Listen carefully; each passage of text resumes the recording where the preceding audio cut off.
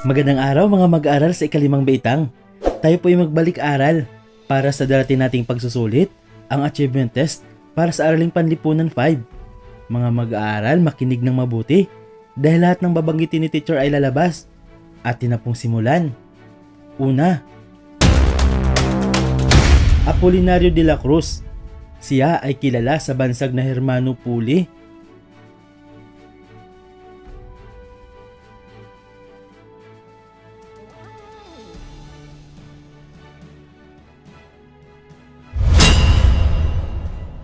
Confradía de San Jose. Ito ay ang relihiyong kapatiran o samahan na itinatag ni Hermano Puli.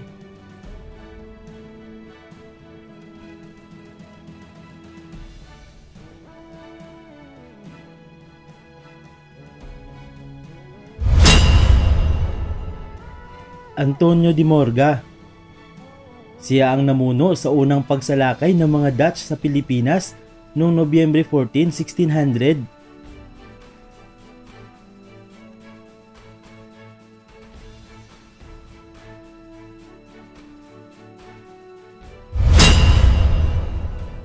Kasunduan sa pagsuko. Ito ay ang kasunduan na nilagdaan ni na Arsobispo Rojo at General Draper noong October 6, 1672.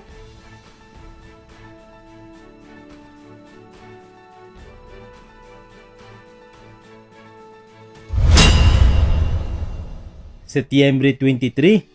Ito ang petsa ng salakayan ng hukbong dagat ng British ang luok ng Maynila na pinamunuan ni na Admiral Samuel Cornish at General William Draper.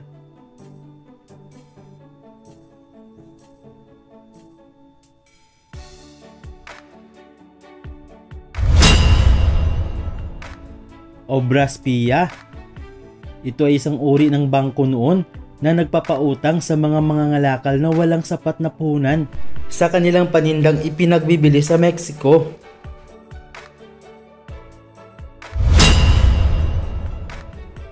(1781). Ito ang petsa ng itinatag ni Jose Vasco y Vargas, ang kapisanang pangkabuhayan ng mga kaibigan ng bayan o Sociedad Económica de Amigos del País.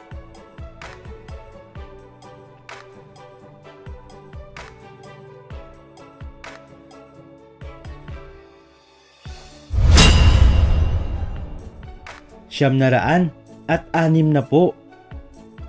Ito ay ang halagang ipinagkaloob taon-taon ng mga mangangalakal na Espanyol bilang tulong sa kapisanang pangkabuhayan ng mga kaibigan ng bayan.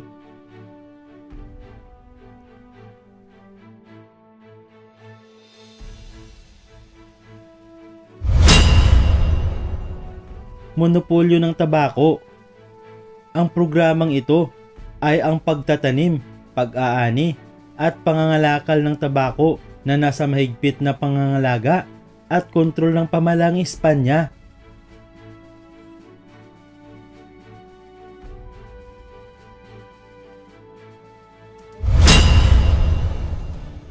Pactis de Families.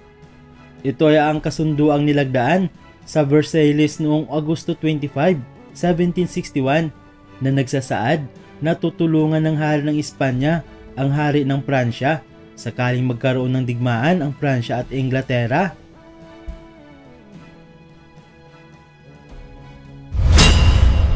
Theocracy. Ang tawag sa sistemang gobyernong itinatag ng Espanya sa Pilipinas na kung saan ay may pagkakaisa ang simbahan at pamahalaan.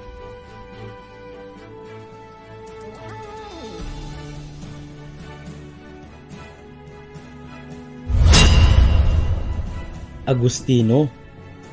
Ang misyonerong unang nakapagpalaganap ng Kristyanismo sa Pilipinas sa pagdating ni Miguel Lopez de Legazpi.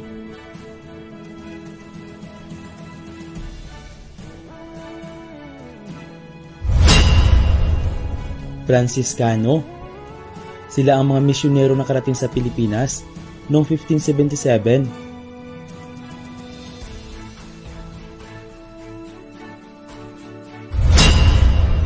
Jesuita. Sila naman ang mga misyonero na nakarating sa Pilipinas noong 1581.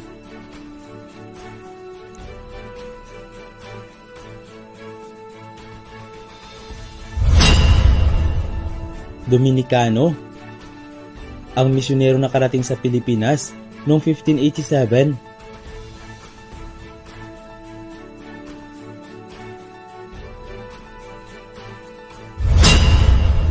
Recoletos. Mga misyonero nakarating sa Pilipinas noong 1606.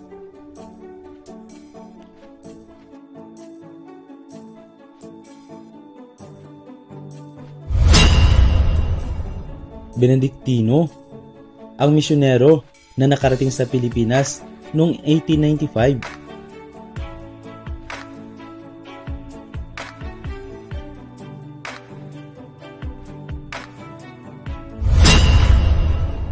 Christianization. Ang pangunahing tungkulin ng mga prayle sa Pilipinas.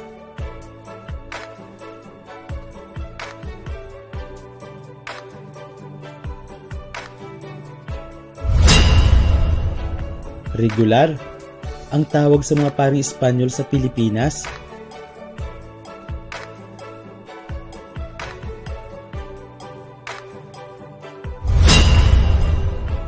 Secular naman. Ang tawag sa mga Pilipinong pari sa Pilipinas sa pananakop ng mga Espanyol.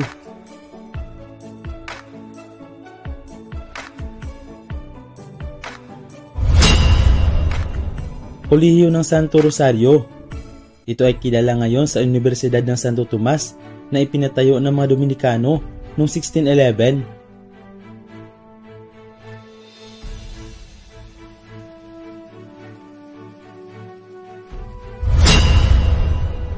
Kolehiyo ng San Juan de Letran. Ang kolehiyong ito ay itinatag ng mga Dominikano noong 1630.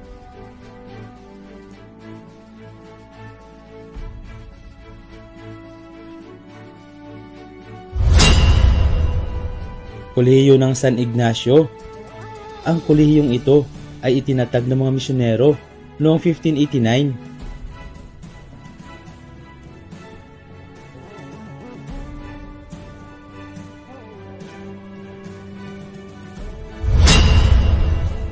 Kolehiyo ng San Ildefonso. Ang kolehiyong ito sa Cebu ay itinayo ng mga misyonero noong 1595.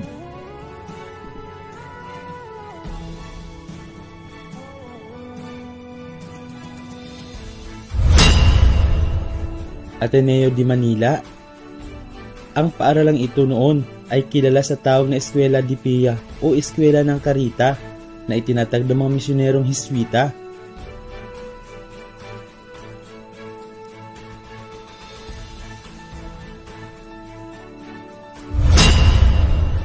Santa Potenciana. Ang unang paaralang itinayo para sa mga mag-aaral na babae noong 1589.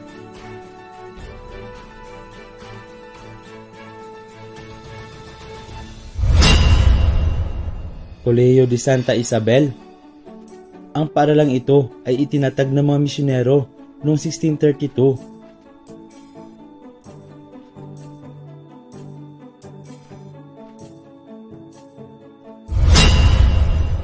Jose Rizal. Siya ang may akda ng nobelang No Limitang Here at El Filibusterismo.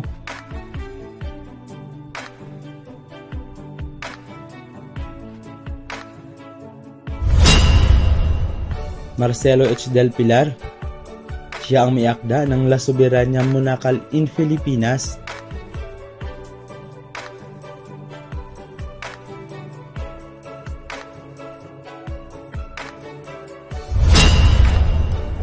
Graciano Lopez Haina. Siya ang may akda ng Fray Butod.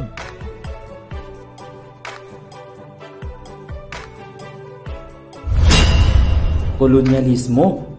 Ang tawag sa pananakop ng isang makapangyarihang bansa sa isang bansa o teritoryo upang maitatag ang kapangyarihan at mapagsamantalahan ang paggamit ng mga pinagkukunang yaman.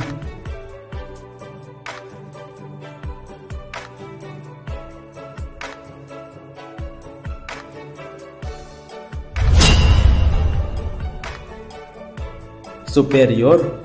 Ang tawag sa paniniwala ng mga bansang Europeo sa kanilang sarili kumpara sa mga taong kanilang nasasakupan, kung kaya't nararapat lamang na ang mga ito ay mapasailalim ng kanilang kapangyarihan.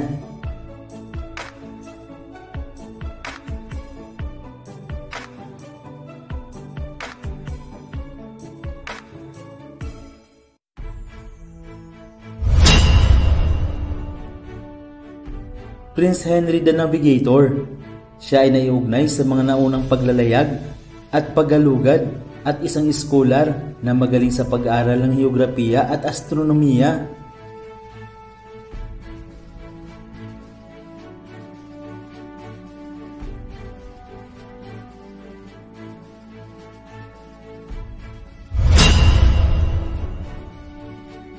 Bartolomeo Diaz. Taong 1487, nang pamunuan niya ang paglalayag paikot sa Cape of Good Hope na matatagpuan sa katimugang dulo ng Aprika upang marating ang silangang baybayin ng kontinente.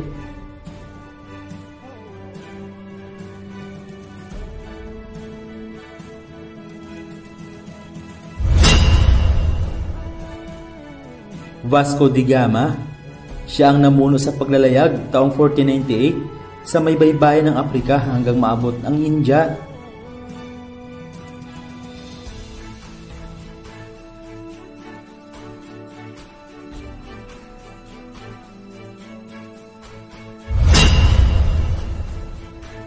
Christopher Columbus. Isang Genoese na manlalayag na nagsisilbi sa ilalim ng Espanya.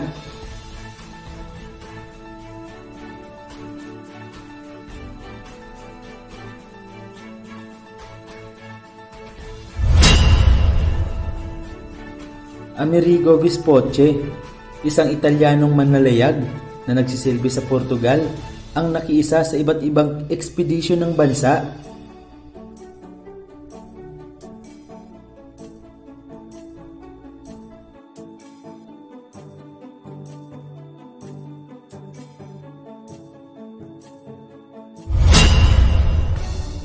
Haring John II, hari ng Portugal na umalma sa hindi patas na naging desisyon ng Papa at magiging limitado ang kargatang lalayagan nila papuntang Aprika.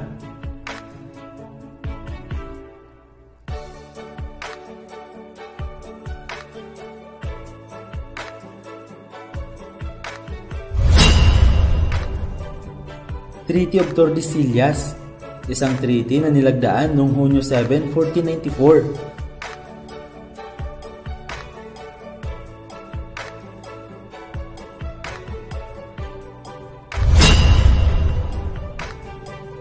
Ferdinand Magellan, isang Portugis na lumapit sa ng Espanya na si Haring Manuel upang maglayag at tuklasin ang Spice Islands o Moluccas.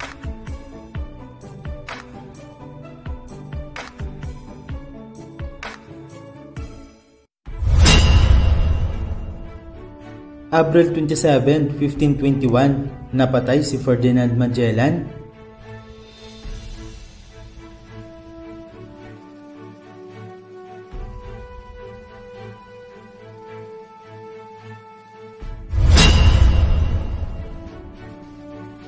Marso 16, 1521, narating ni Ferdinand Magellan ang Pilipinas.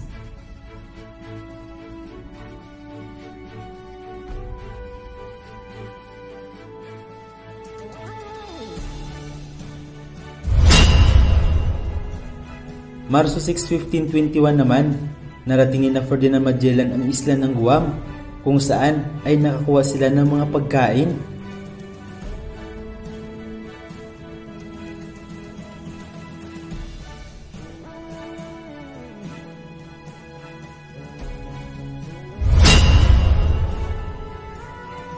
Sebastian Delcano, ang namuno sa barkong Victoria nang marating nila ang Sanlúcar de Barrameda kasama ang 18 katao.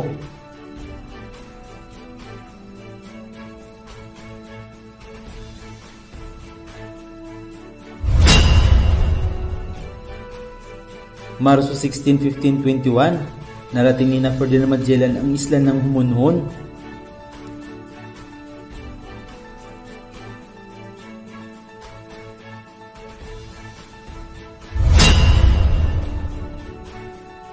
Raha Colombo, ang pinuno ng Limasawa nang makarating sila ni Ferdinand Magellan.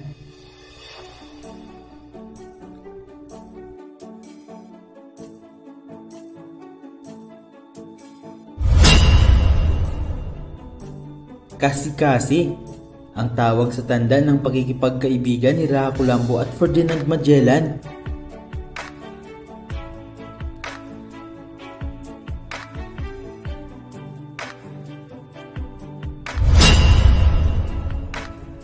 Raha Humabon, ang pinuno ng Cebu o Sugbo nang marating nila Ferdinand Magellan.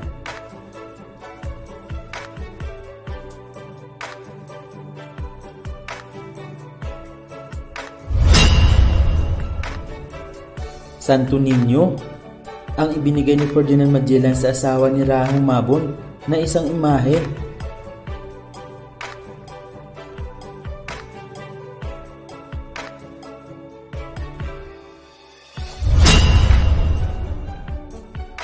Carlos, ang naging pangalan ni Raha Humabon pagkatapos ito mabinyagan sa naganap na misa sa Cebu sa unang pagkakataon.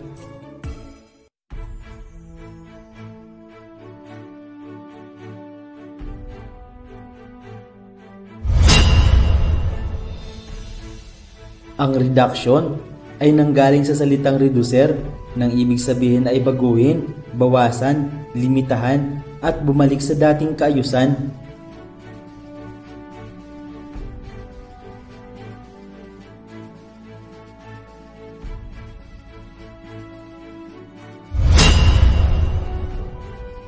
Ang tributo ay ang buwis na binabayaran ng mga mamamayang Pilipino sa mga Espanyol.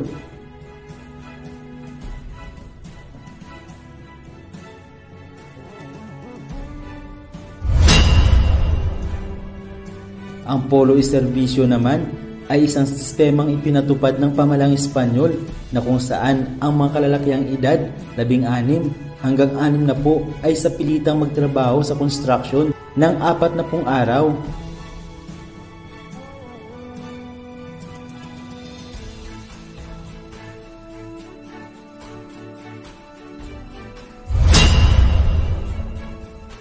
Ang mga pulista naman o manggagawa ay nakakatanggap ng sustento kasama na ang pagkain.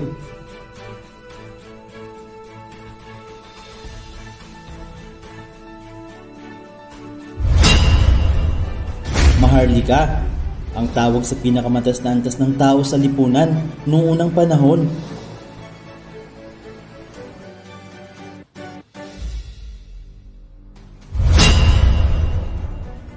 Timawa, sila ang uri ng antas ng tao sa lipunan noon na malayang mamamayan na nagtataglay ng mga karapatan.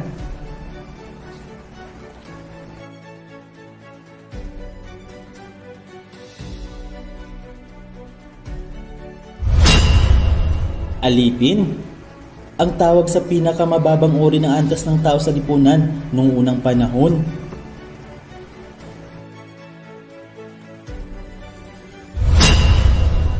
Ang aliping class ay mayroong dalawang uri. Ito ay ang aliping na mamahay at aliping sa gigilid.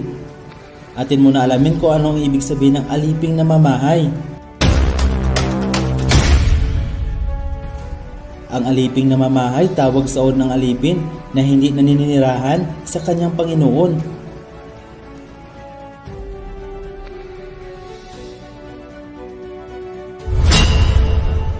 Ang aliping sa gigilid naman ang tawag sa uri ng alipin na walang tirahan at ari-arian at nakatira sa kanyang Panginoon o ang kanyang pinagsisilbihan.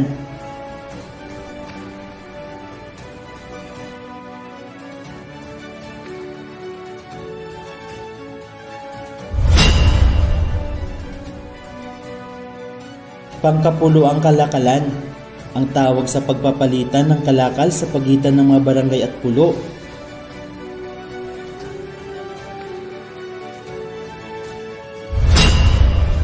Pandayuhang kalakalan, ang tawag sa pakikipagpalitan ng kalakal sa mga dayuhan tulad ng mga Arabo at Chino.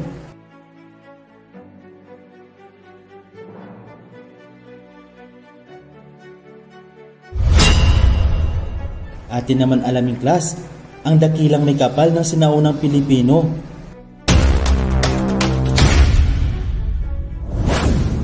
Una ay Apo na Malyari, ang tawag sa dakilang may kapal ng mga Aita.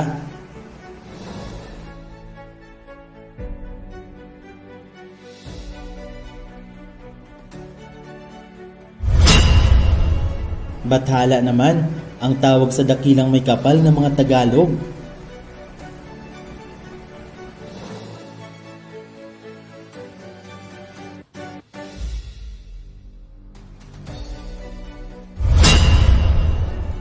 Kabunian, ang tawag sa dakilang may kapal ng mga Ilocano.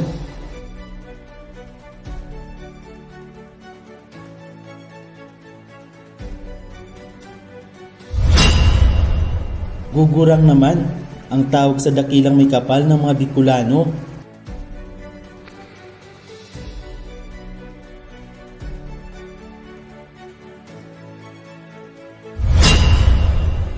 Laon, ang tawag sa dakilang may kapal ng mga Bisaya.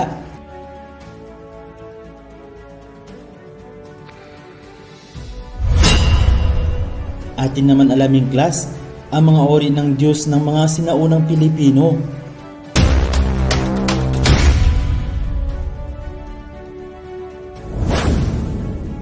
Agni, ang tawag sa Diyos ng apoy ng mga sinaunang Pilipino.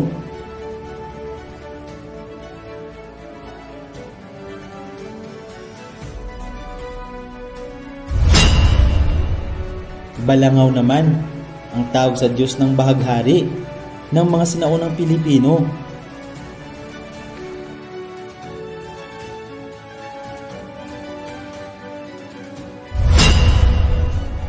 Idianali, ang tawag sa Diyos ng pagsasaka.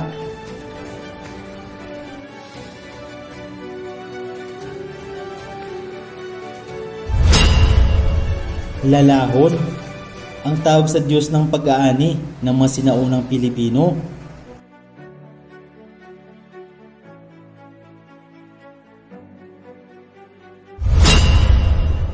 Magyawin, ang tawag sa Diyos sa kabilang buhay ng mga sinaunang Pilipino.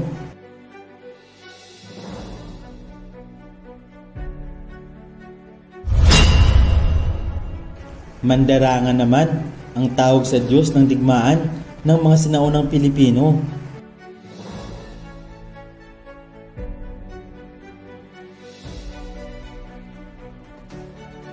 At si Ginarugan, ang tawag sa Diyos na impyerno ng sinaunang Pilipino.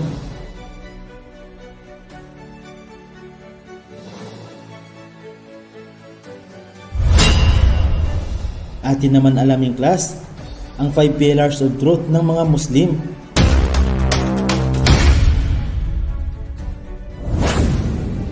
Una ay Shahada, ang tawag sa pagpapahayag ng paniniwala na walang ibang Diyos maliban kay Allah at si Muhammad ang kanyang propeta.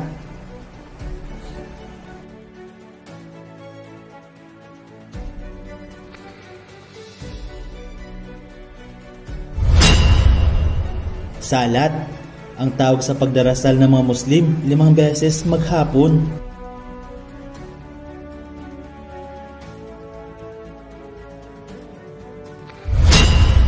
Zakat naman, ang tawag sa pagbibigay ng mga Muslim ng limos dahil naniniwala sila na nakatutulong ito sa kanilang pamumuhay.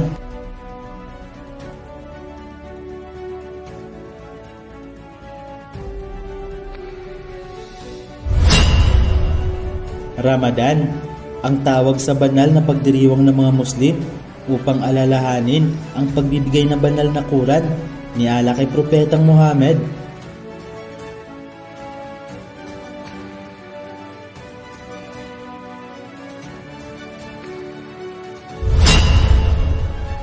Haji, ang tawag sa paglalakbay ng mga Muslim sa itinuturing nila na banal na lungsod, ang Mecca, Saudi Arabia.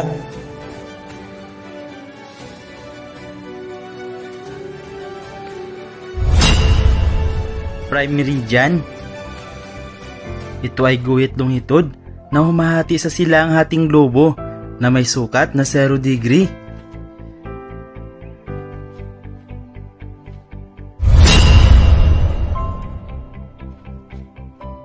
International Dateline, ito ay guhit na katapat ng Prime Meridian na may sukat na 180 degree.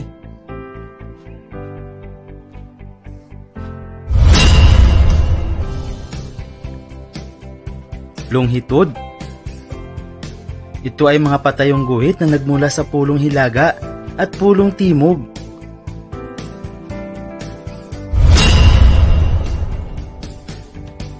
Ecuador, ito ay guhit latitude na may sukat na 0 degree na humahati sa hilagang hating globo at timog hating globo. Latitude. Ito ay mga guhit pahalang na makikita sa globo o mapa.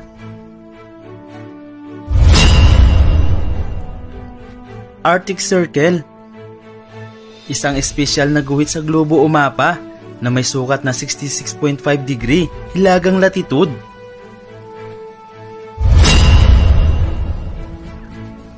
Tropic of Cancer. Isang espesyal na guhit sa globo o mapa na may sukat na 23.5 degree hilagang latitude.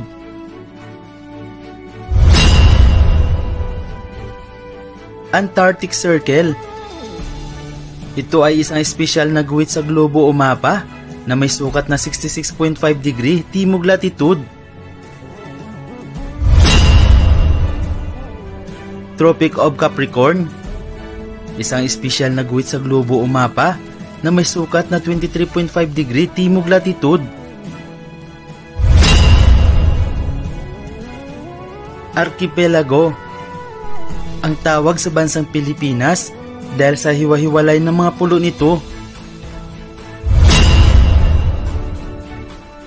Timog Silangang Asya. Sa rehiyong ito ng Asya matatagpuan ang Pilipinas.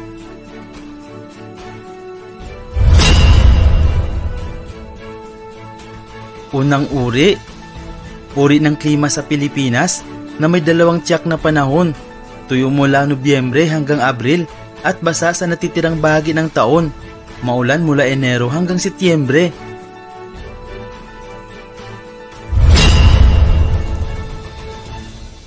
Ikalawang uri. Uri ng klima sa Pilipinas na walang panahong tuyo. Maulan mula Disyembre hanggang Pebrero. Bahagyang pag-ulan ang naranasan tuwing Marso hanggang Mayo.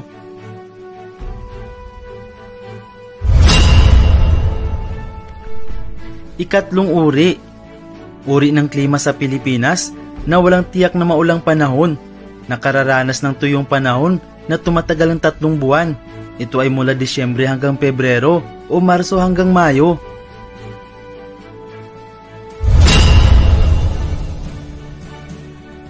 Ikaapat na uri. Uri ng klima sa Pilipinas na ang distribusyon ng ulan ay halos pantay sa isang taon. Dr. Fridtjof Voss, isang alimang siyentipiko na nagsasabi na walang lupang tulay sa pagitan ng Asya at Pilipinas. Siya rin ang may teorya ng Pilipinas ay umusli mula sa ilalim ng karagatang Pasipiko.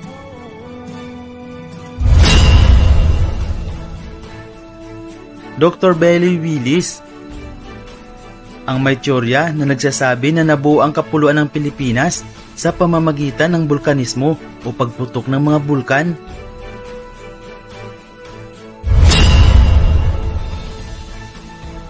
Dr. Leopoldo Faustino, ang may teorya na nabuo ang Pilipinas dahil sa paraan geostropismo na ang mundo ay gumagalaw na nagiging sani upang ang ilang bahagi nito ay lumubog o lumitaw.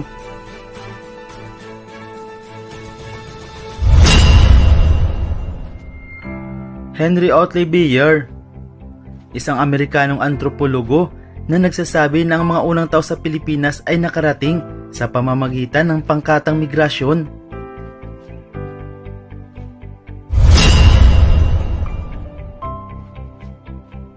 Aita, sinasabing ang unang pangkat ng tao na nakarating sa Pilipinas sa pamamagitan ng pagtahak sa lupang tulay.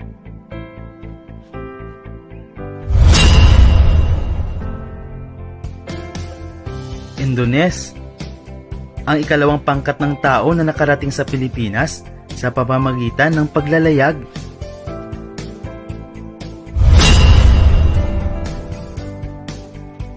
Malayo o Malay, ang ikatlong pangkat ng tao na nakarating sa Pilipinas sa pamamagitan ng bangkang balangay.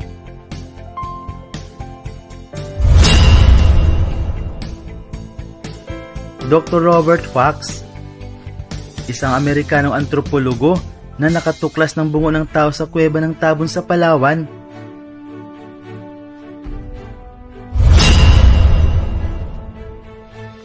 Peter Bellwood at Casey Chang. Ang may tsorya ng unang tao sa Pilipinas ay ang mga Austronesians.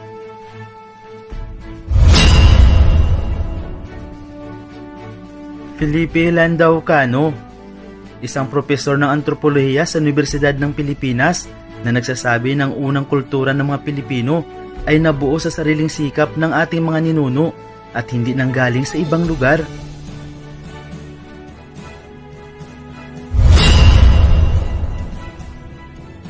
Formative period. Ayon kay Felipe Landao Cano, ito ang panahon ng lumang bato at panahon ng bagong bato.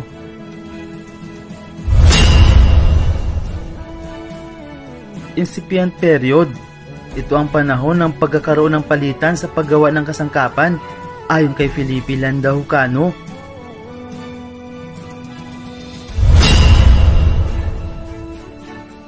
Emergent period. Sa panahong ito, ayon kay Felipe Landao Cano, naganap ang pagpapalitan ng kalakal at nagkakaroon ng ugnayan sa mga taga-timog silangang Asya.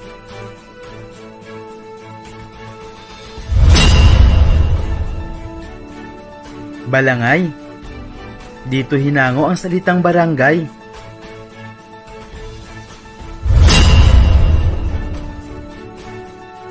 Dato. Ang tawag sa pinuno ng barangay noong unang panahon.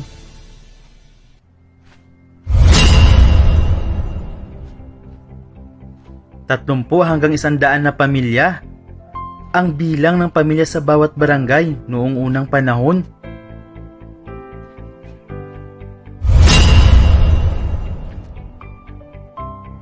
Taong 1450, unang itinatag ang pamahalaang sultanato sa Sulu.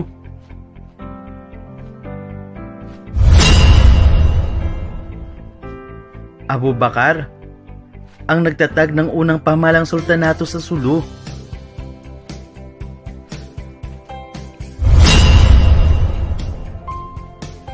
Sharif Kabungsuan, ang nagtatag ng pamahalang sultanato sa Maguindanao taong 1470. Sultan, ang tawag sa pinakamakapangyarihan sa pamahalang sultanato.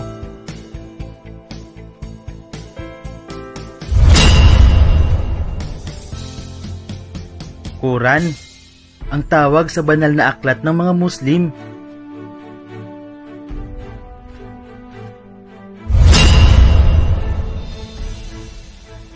Kadi, tawag sa isa sa mga namamahala sa pamahalang sultanato, tagapayo ng sultan na may kinalaman sa relihiyon.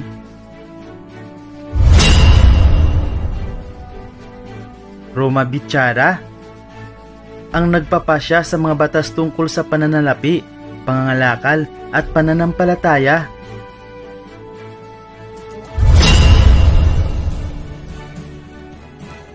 Panlima, ang nagpapatupad ng mga batas at proyekto ng sultan.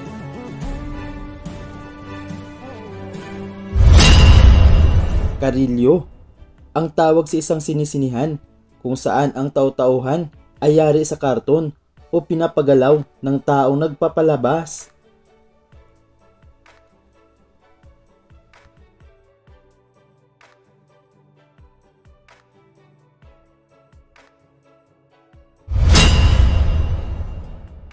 Komedya, ang tawag sa dula na pumapaksa tungkol sa mga prinsesa at prinsipe, hari at reynang Kristiyano.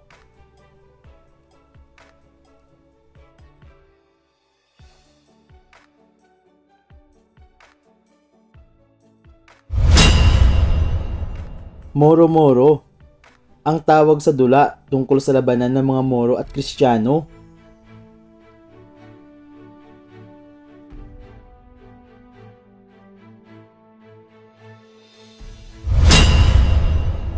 Mariano Madrinan, siya ay mula sa Paete, Laguna at nagkamit ng mataas ng karangalan. Ang kanyang obrang Mater Dolorosa sa Amsterdam Exposition noong 1883.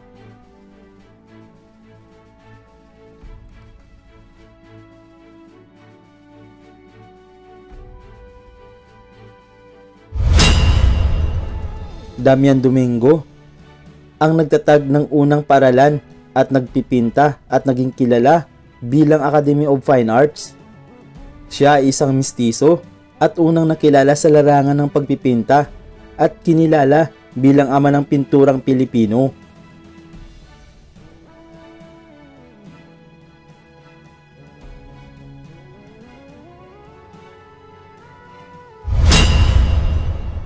Tomas Pinpin, ang naglimbag ng akdang librong pag-aaralan ng mga Tagalog ng wikang Kastila sa paraang tipograpiko na ipinakilala ni Padre Blancas de San Jose.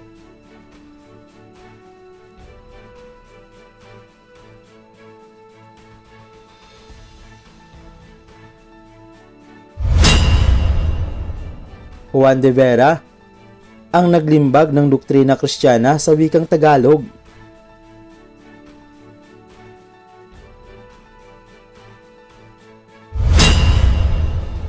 Bahay Kubo, ang tawag sa pangkaraniwang tirahan ng mga Pilipino noong unang panahon.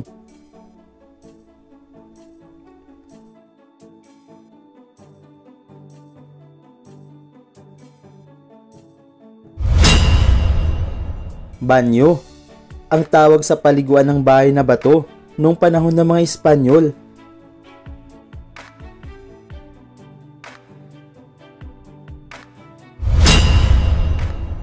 Sinakulo, ang tawag sa isang pagtatanghal tuwing mahal na araw ukol sa buhay at pagkakasakit ni Kristo.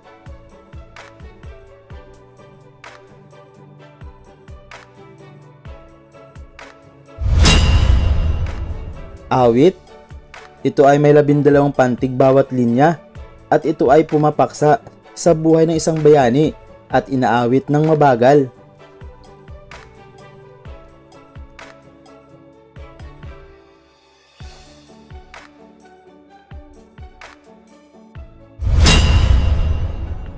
Korrido, ito ay may 8 pantig sa bawat linya at pumapaksa sa buhay ng mga santo o santa.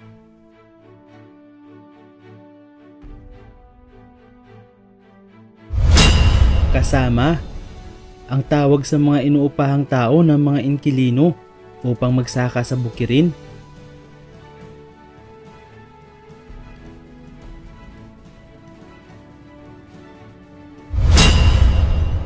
Inkilino, ang tawag sa nangangasiwa sa lupain ng mga kasiki.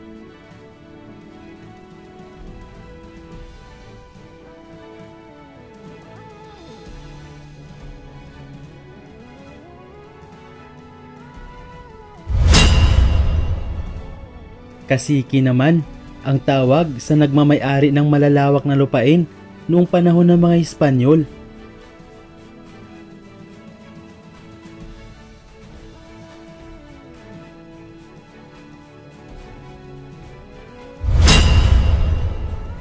Hacienda, ang tawag sa malalawak na lupain noong panahon ng mga Espanyol.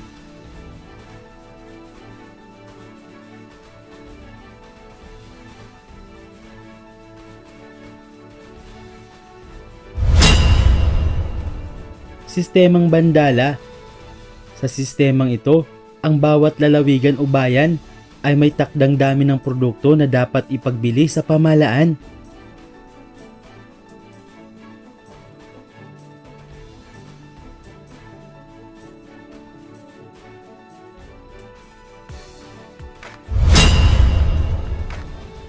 Cabeza de Barangay, ang tawag sa namumuno sa barangay noong panahon ng mga Espanyol.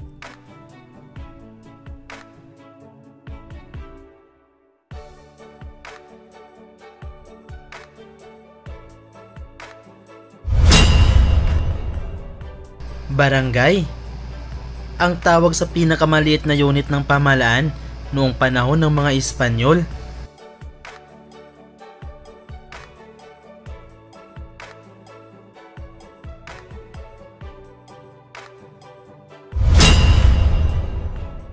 Gobernadorcillo, ang tawag sa namumuno sa pueblo o bayan.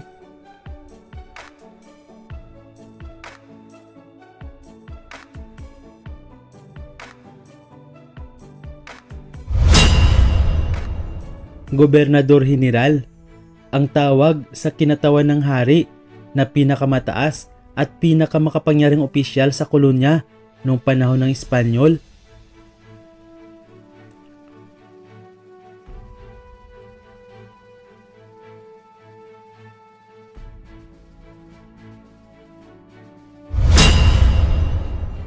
Pamahalaang sentralisado, ang tawag sa pamahalaang itinatag ng mga Espanyol sa Pilipinas na ang lahat ng kapangyarihan ng pamahalaan ay nagmumula sa pamahalaang pambansa.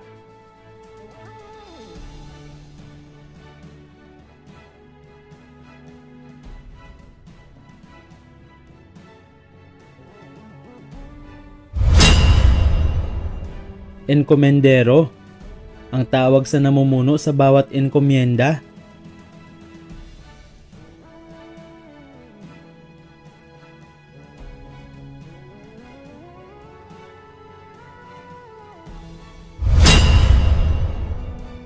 Enkomienda, ang tawag sa malawak na lupaing ipinagkaloob ng hari sa mga tao o institusyon na tumulong sa pananahakop ng bansa bilang kapalit ng kanilang pakikisa at tapat na paglilingkod sa hari ng Espanya.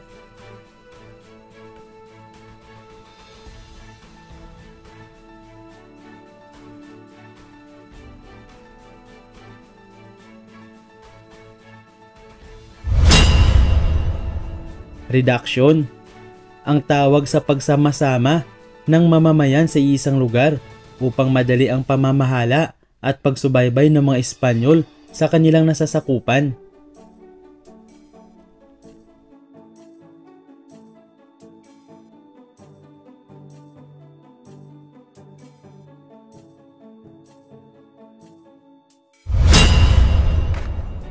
Poblasyon, ang tawag sa pamayanan na itinayo ng paikot sa plaza ng simbahan.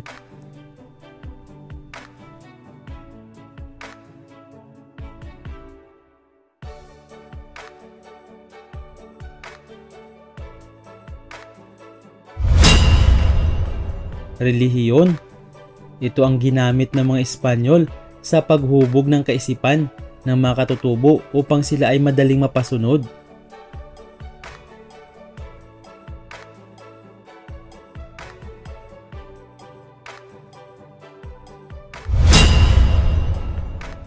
Haring Carlos I, ang hari ng Espanya na nagtatag ng Consejo de Filipinas.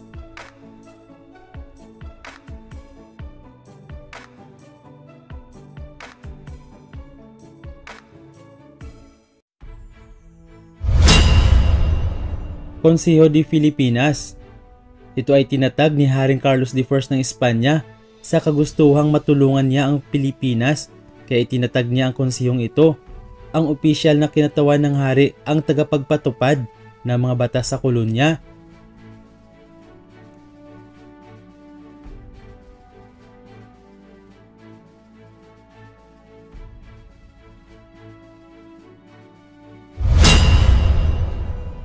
Consejo de Indias naman, ang konsehong ito ay isang lupo na gumagawa ng mga patakaran para sa kolonya ng Espanya.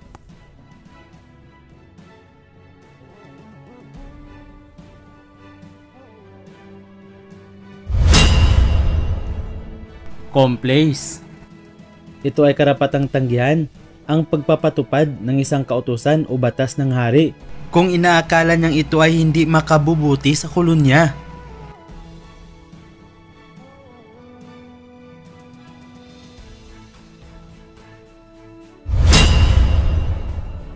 Pasereheyo, ang tawag sa karapatang ipinagkaloob sa Gobernador General na maaari niyang alisin ang mga opisyal na gumagawa ng katiwalian o hindi maayos sa pagtupad ng tungkulin at mga taong hindi sumusunod sa kanyang kagustuhan.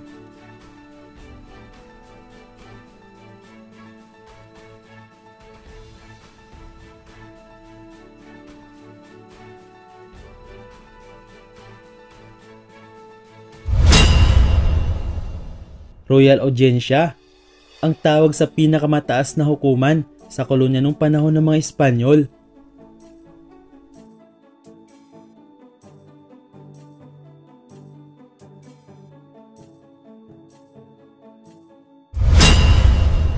residensya. Ito ang hayagang nagsisiyasat sa mga papaalis na gobernador general bago lisanin ang kolonya.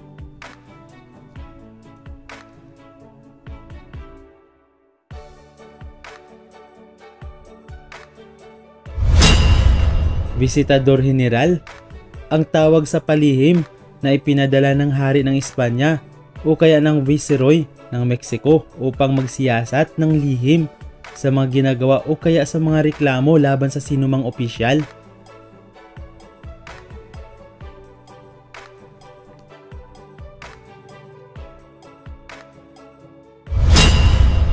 Alcadya, ang tawag sa mga lalawigan na nasakop na ng mga Espanyol na may ganap na kapayapaan.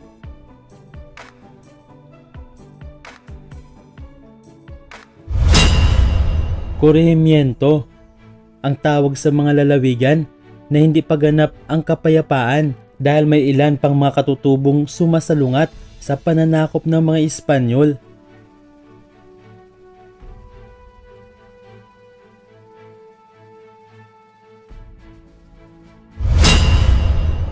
Alkalde Mayor, ang tawag sa namumuno sa lalawigan na tinatawag na alkadya.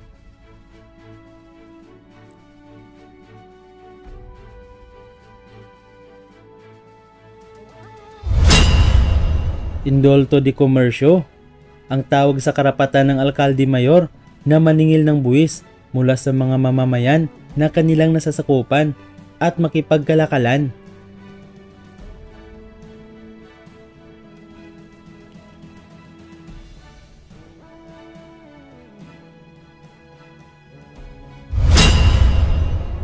Sistemang bandala.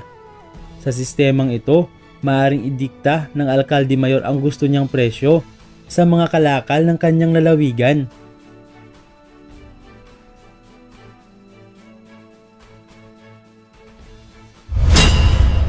Mga mag-aaral, huwag kalimutan ang lahat ng pag-aralan dahil lahat ng ito ay lalabas sa darating nating pagsusulit. Maraming salamat sa pakikinig at panunood. Hanggang sa muli.